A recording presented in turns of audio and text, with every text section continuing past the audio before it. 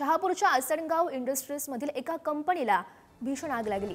प्लास्टिकच्या कारखान्याला ही आग लागल्याची माहिती आहे। आगीवर नियंत्रण मिळवण्यासाठी अग्निशमन दलाच्या गाड्या घटनास्थळी सुद्धा पोहोचलेल्या आहेत आणि आग विझवण्याचे शर्थीचे प्रयत्न त्या ठिकाणी सुरू आहेत। सकाळी आसनगाव इंडस्ट्रीमधील SKI नावाच्या प्लास्टिक मॅन्युफॅक्चरर कंपनीला भीषण आग लागली। आगीचं कारण जरी अस्पष्ट असलं ते आपण बघू शकतो मागच्या दृश्यांमध्ये या ठिकाणी मोठ्या प्रमाणात आग लागलेली आहे। कल्याण डोंबिवली महानगरपालिका असेल, भिवंडी महानगरपालिका असेल, या ठिकाणाहून आगीचे बंब मागवण्यात आलेले आहे।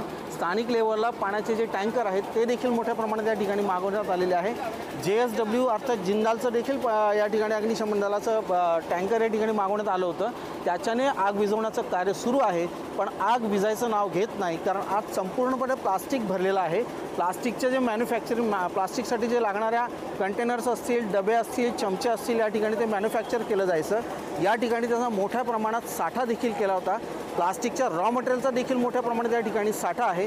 त्यामुळे आग आटोक्यात येण्यासाठी अथक प्रयत्न सुरू असले तरी अजूनही सकाळपासून लागलेली ही आग आटोक्यात आलेली नाही आहे। या ठिकाणी शहापूर तहसील कार्यालयातनं पदाधिकारी तसेच शहापूर पोलीस स्थानकाचे सगळे कर्मचारी या ठिकाणी हजर आहेत आणि आग आटोक्यात आणण्यासाठी सगळेजण प्रयत्न करताना दिसत आहे।